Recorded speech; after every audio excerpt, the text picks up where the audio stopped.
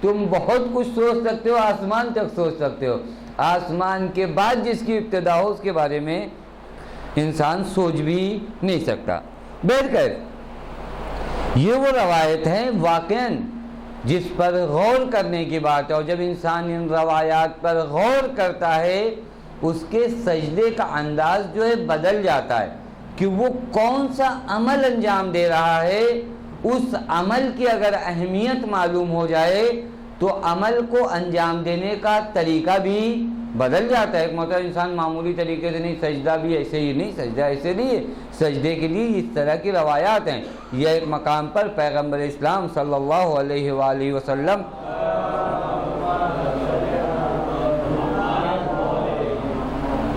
فرماتے ہیں کہ ان العبد اذا سجد للہ سجدتن، کہ جس وقت ایک بندہ اللہ کے لیے ایک سجدہ کرتا ہے، سجدتن ایک سجدہ،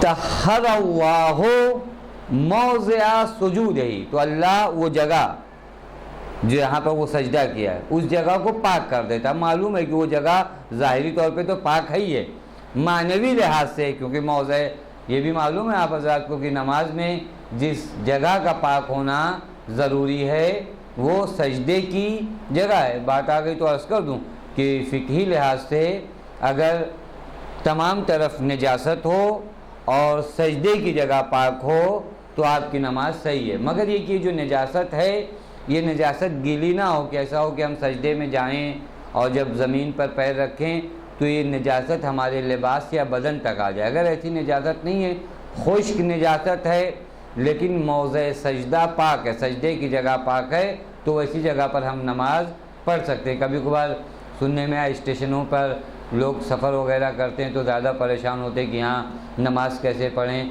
خوب آپ کے پاس موضع سجدہ یعنی جہاں آپ سجدہ کر رہے ہیں وہ جگہ پاک ہے اور اسٹیشن پہ کوئی ایسی گندگی یعنی ایسی نجاست نہیں ہے جس کی رطوبت اور جس کا گیلاپن آپ کے کپڑے اور بدن تک لگ سکتا ہے، تو آپ آرام سے نماز پڑھیے۔ زیادہ پریشان ہونے کی بات نہیں ہے کہ انسان وہاں پر یہ ہو کہ اسٹیشن کا یہ پلیٹ فارم پاک ہے یا پاک نہیں ہے۔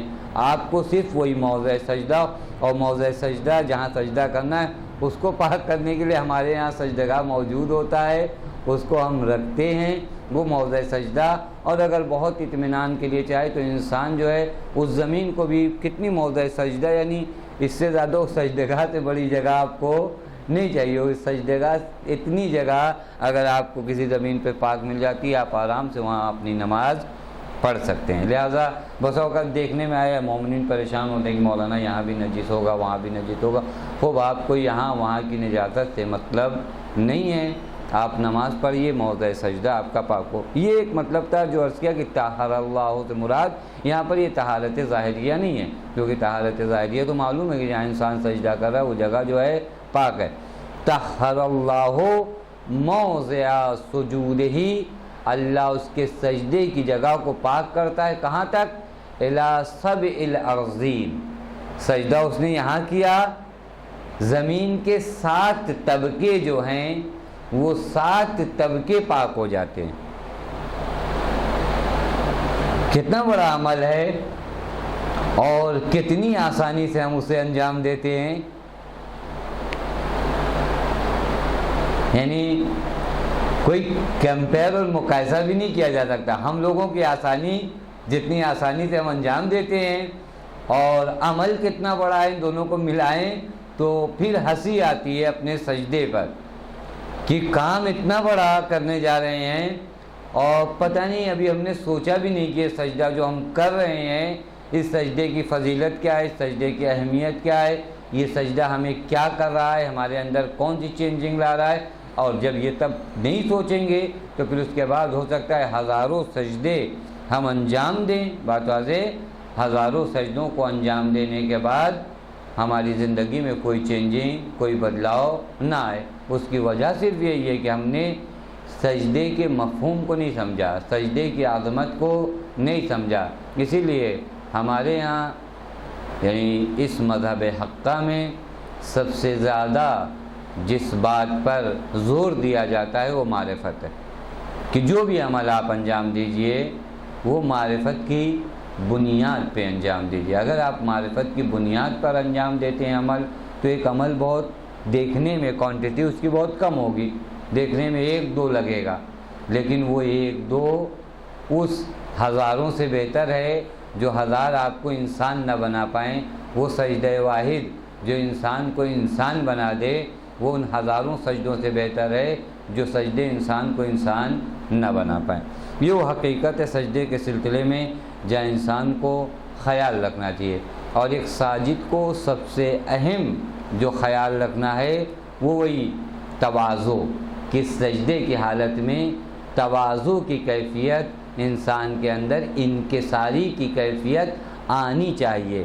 یعنی جس وقت آپ سجدے میں گئے ہیں اور کہہ رہے ہیں کہ الہی عبدک الضعیف الذلیل، یہ وہ زبانی ورد ہے، لیکن واقعاً انسان جب کہے کہ الہی عبدک، میں تیرا بندہ ہوں، یہ اس لفظ پر آ کر ٹھہرے۔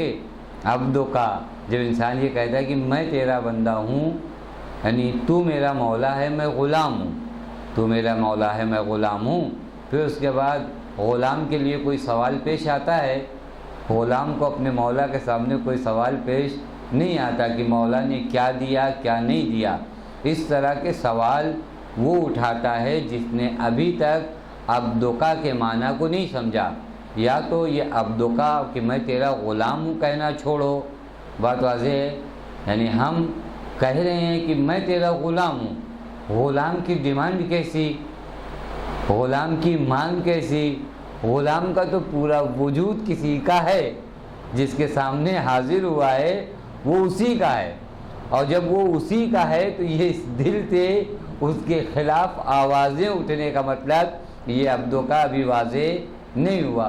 اور جس وقت یہ کہتا ہے عبدک الذلیل، تیرا ذلیل بندہ ہوں، تیرا حقیر بندہ ہوں، یہ تیرا ذلیل بندہ ہوں، تیرا حقیر بندہ ہوں، یہ جھوٹ نہیں ہے کہ اگر ہم پھر مومنین کے سامنے اکڑتے پھریں، اللہ کے سامنے کہتے ہیں تیرا ذلیل و حقیر بندہ ہوں، لیکن جب سماج و معاشرے میں آتے ہیں اس وقت اپنے آپ کو عزیز بنا کر پیش کرتے ہیں، چاہتے ہیں کہ لوگ ہمیں کیا سمجھیں؟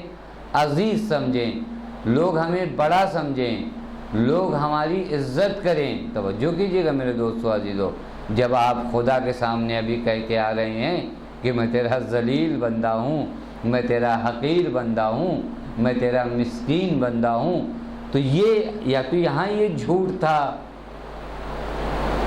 یوں ہی انسان جیسے کسی بزرگ کے سامنے ہوتا ہے جو عام زندگی میں ہوتا ہے کہ دل میں آپ کا کوئی احترام نہیں ہے، لیکن آپ آئے تو آپ کے لیے ہم کھڑے ہو گئے، یہ جھوٹ ہے۔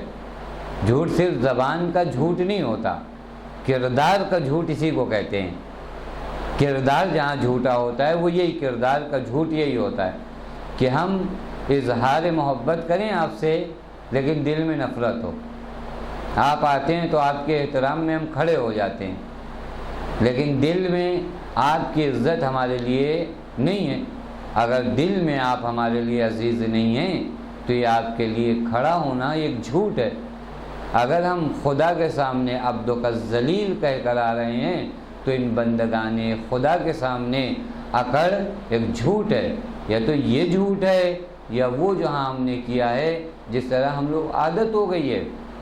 کبھی بھی کوئی چیز جب رائج ہو جاتی ہے کسی کلچر اور معاشرے میں تو پھر یہ نہیں دیکھتا انسان کی کس کے سامنے کر رہا ہے۔ کوئی بھی چیز آپ کی عادت ہو جائے، عادتیں جب بن جاتی ہیں تو پھر انسان کسی کو بھی نہیں پہچانتا۔ عادت ہو گئی تو عادت ہو گئی، اب خدا ہو، امام ہو، کوئی ہو، ہم اپنی عادت کے لحاظ سے جائے۔ ہماری عادت یہ ہے کہ دل میں کچھ ہوتا ہے، زبان پہ کچھ ہوتا۔ اگر یہ عادت بن گئی تو یہ عادت خدا کے سامنے بھی وہی رہتی ہے، خدا کے سامنے بھی دل میں کچھ اور ہوتا ہے اور زبان پہ کچھ اور، کیونکہ عادت بن چکی ہے۔ ہم جس معاشرے میں جی رہے ہیں اس معاشرے میں ہم نے عادت یہ بنائی ہے کہ زبان پہ کچھ اور ہو، دل میں کچھ اور ہو۔ منافقت اگر ایک معاشرے کی عادت بن چکی ہے تو یہ منافقت خدا و رسول کے سامنے بھی ہوتی، یہی منافقت خدا و رسول کے سامنے بھی ہوتی۔ وہاں پر بھی زبان پر عبدک الضعیف الذلیل ہوتا ہے لیکن دل میں شاید اپنے سے بڑا نمازی، اپنے سے بڑا مومن، اپنے سے زیادہ لائق ہم کسی کو نہیں سمجھتے۔ یہ منافقت ہے۔ اس منافقت کو اگر ہم نے اپنے سے دور نہیں کیا، چونکہ جس کے سامنے ہو سکتا ہے ایک عام انسان کو آپ دھوکہ دے دیں، وہ نہیں جانتا بیچارہ کہ یہ ہمارا دشمن ہے، اس کے سامنے آپ کھڑے ہو جائیں احترام میں تو وہ بھی آپ کا اسیر ہو جائے گا کہ ہاں یہ تو ہمارا بہت بڑا دوست ہے۔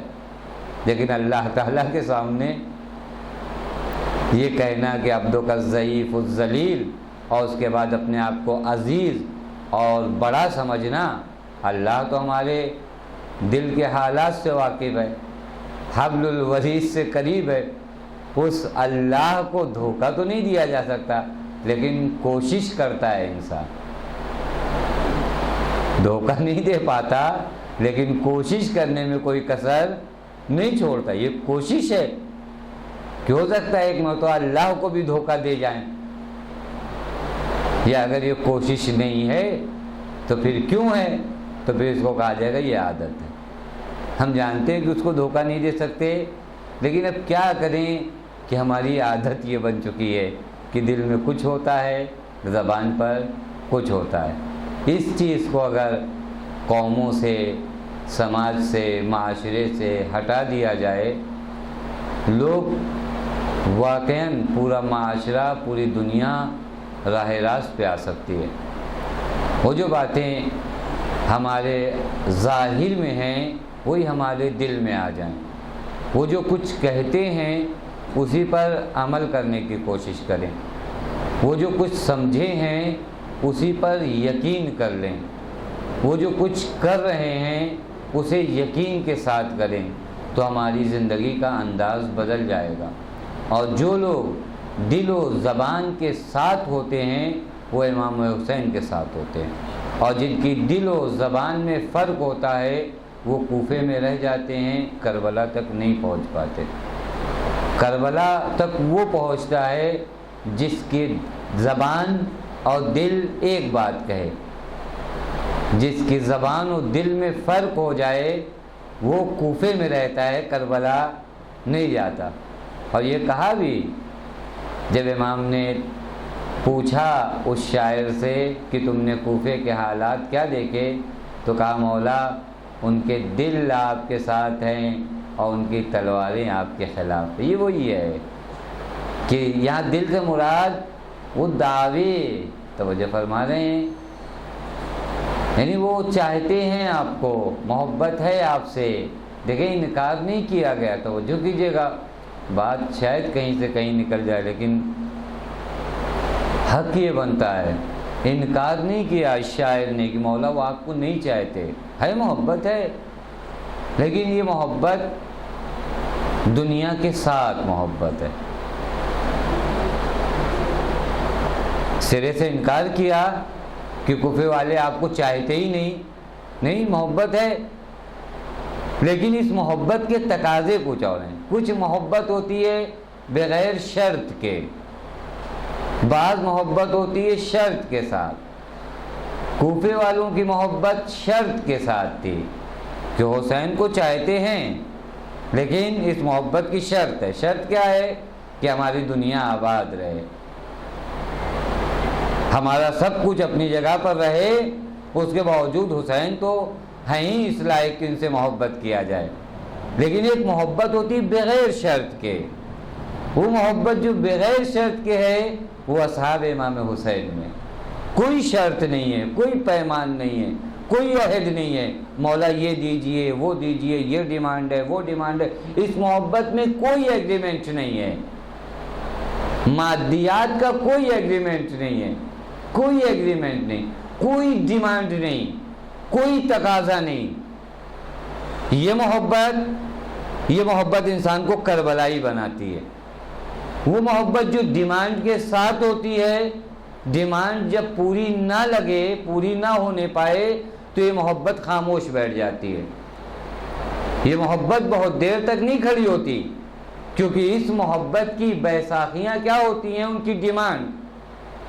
جب انہیں لگتا ہے کہ یہ محبت کی وجہ سے ڈیمانڈ اور ہماری خواہشیں پوری نہیں ہوں گی۔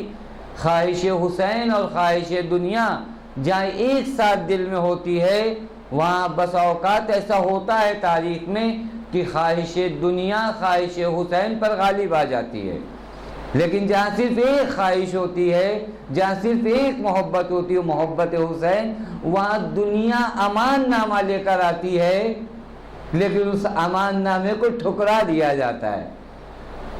اس امان نامے کو ابوالفضل عباس نے ٹھکرا دیا، کیونکہ یہ محبت کسی شرط کے ساتھ نہیں ہے، کوئی ایگریمنٹ نہیں ہے کسی کمپنی کا کہ اس حد تک آپ کے ساتھ ہے، اس حد تک آپ کے ساتھ معنی نہیں رکھتا کردار ابوالفضل میں کہ کس حد تک حسین کے ساتھ ہیں۔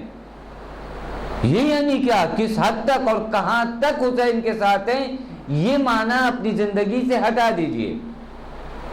اگر واقعاً سیرت عباس پر عمل کرنا چاہتے ہیں تو اس چیز کو زندگی سے ہٹا دیجئے کہ کس حد تک اور کہاں تک حسین کے ساتھ ہیں، کہاں تک حسین کے ساتھ کیا ہیں، اس کو مولا عباس نے بیان کیا۔ وہ جملے جو شاید مسائل میں پڑھے جاتے ہیں، لیکن یہ فضائل کے جملے ہیں، جب مولا عباس نے کہا کہ اگر تم میرا دایاں ہاتھ کاٹ لو گے تو بھی میں دین کی حمایت سے باز نہیں آؤں گا، یعنی دین کی حمایت کرتا رہوں گا۔ یہ ایک پیغام ہے کہ ہماری محبت کی انتہا دیکھنا چاہتے ہو تو ہماری محبت کی انتہا اس جسم پر بھی نہیں ہے، اس جسم میں بھی مقید نہیں ہے۔ یہ جسم بھی پورا کا پورا جسم اگر حسین پر نثار ہو جائے، اس کے بعد بھی محبت حسین دل سے نہیں جانے والی۔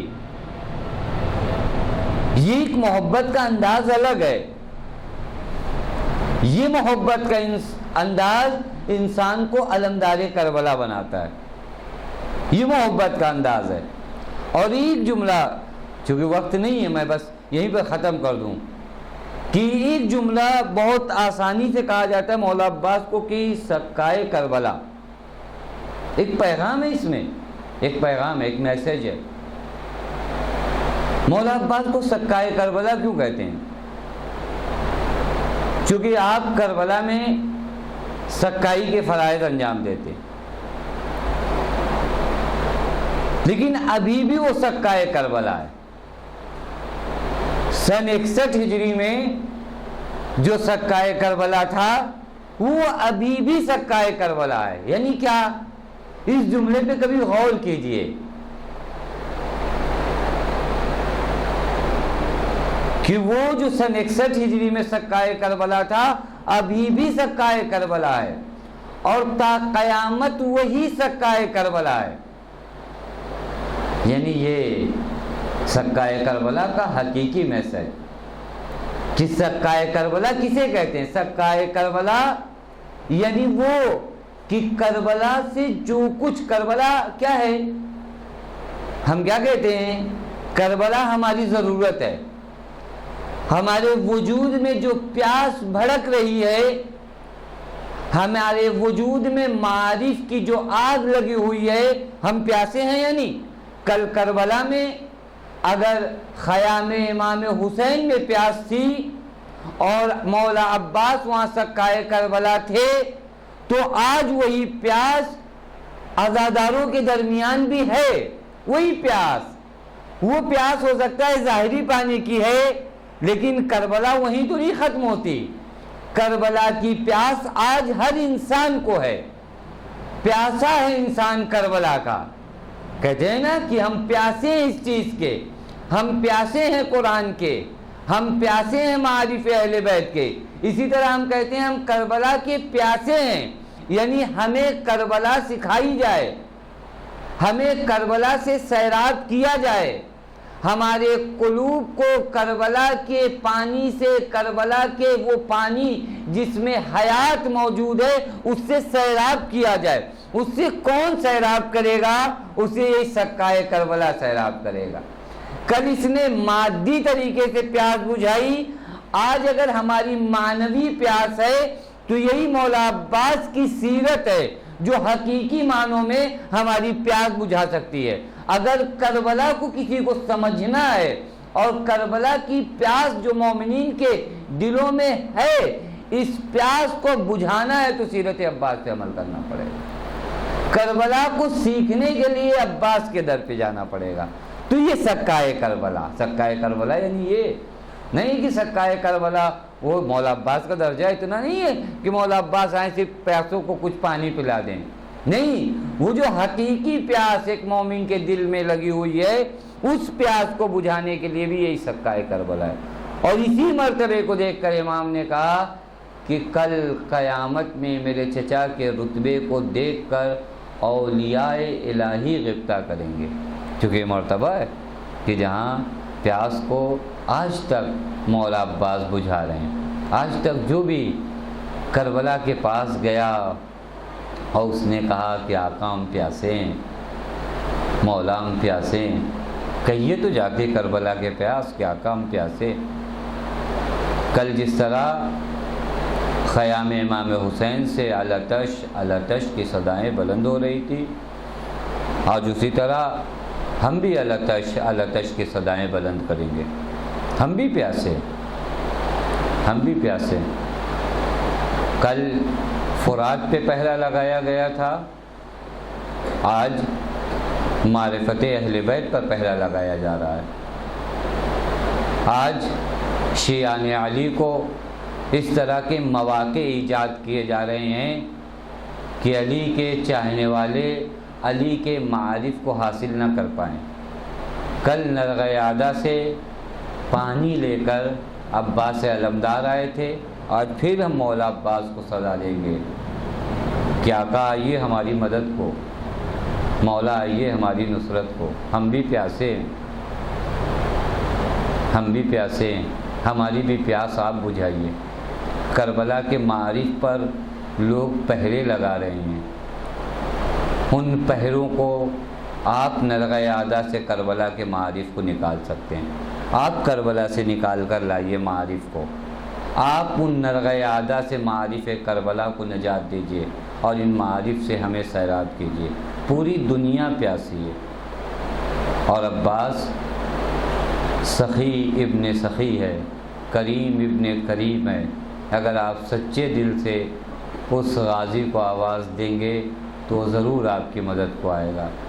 وہ جو حسین کے چہرے سے کرب کو دور کرنے والا ہو، یہ عجیب جملہ ہے، یا کاشف الکرب عن وجہ الحسین، عجیب جملہ ہے، یا کاشف الکرب عن وجہ الحسین۔ حسین ابن علی کے چہرے کی جو نگرانی ہے، جو کرب ہے، اس کو عباس دور کرتے ہیں۔ اور آج ہم بھی یہی دعا کریں، یا کاشف الکرب عن وجہ الحسین، اے آقا آپ ناصر حقیقی حسین ہیں، آپ کو آپ کے مولا کا واسطہ ہماری بھی نصرت کیجیے، ہمیں بھی معارف اہل بیت سے آگاہ ہونے کی توفیق دے۔ عباس نے اپنا پورا وجود نثار کر دیا حسین پر اور راہ حسین پر۔ الاتش الاتش کی صدائیں خیام سے بلند تھی، مولا نے یہ اطاعت، مولا نے کہا عباس پانی کا انتظام کر دو، لب کشائی نہیں کی۔ آقا میں علمدار ہوں، میں پانی کا انتظام کروں، یہ اطاعت اسے کہتے ہیں۔ نہیں، آقا نے کہا الاتش الاتش کی صدائیں سن رہے ہو بھیا، پانی کا انتظام کر دو۔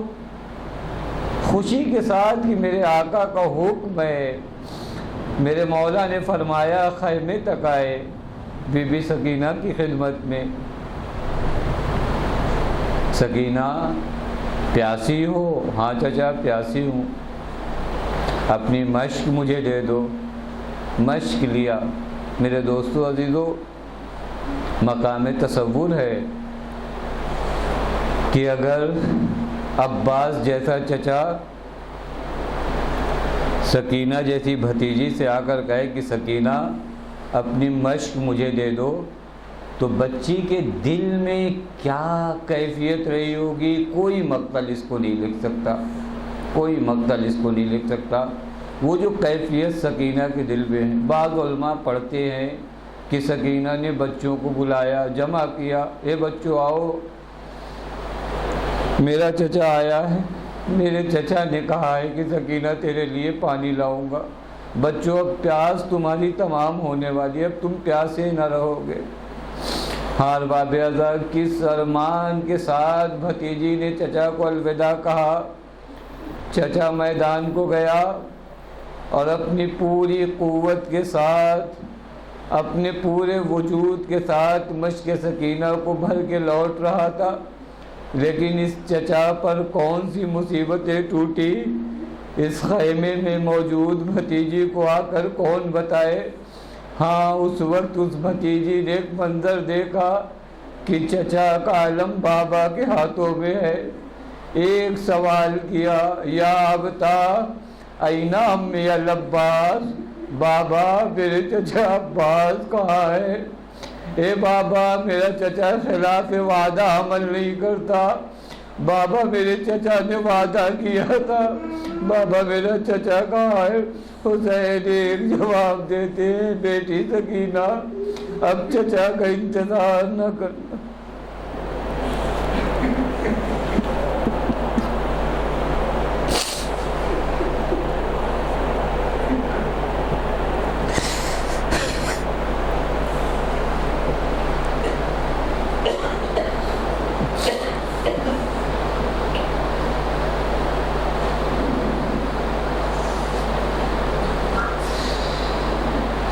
لعنت اللہ علی قوم الظالمین، سیعلم الذین ظلموا ای منقلب ینقلبون، انا للہ و انا الیہ راجعون۔ بار الہ تجھے تیرے حق کا واسطہ، آل محمد کے حق کا واسطہ، معبود تجھے سکہ کربلا کا واسطہ، ہمیں معارف کربلا سمجھنے کی توفیق عنایت فرما۔ بار الہ تجھے تیرے حق کا واسطہ، آل محمد کے حق کا واسطہ، معبود تجھے غازی عباس کا واسطہ، ہم میں جو پریشان ان کی پریشانیوں کو دور فرما۔ بار الہ تجھے تیرے حق کا واسطہ، آل محمد کے حق کا واسطہ، معبود تجھے شہدائے کربلا کا واسطہ، ہم میں جو مریض انہیں شفاء کامل و عاجل عنایت فرما۔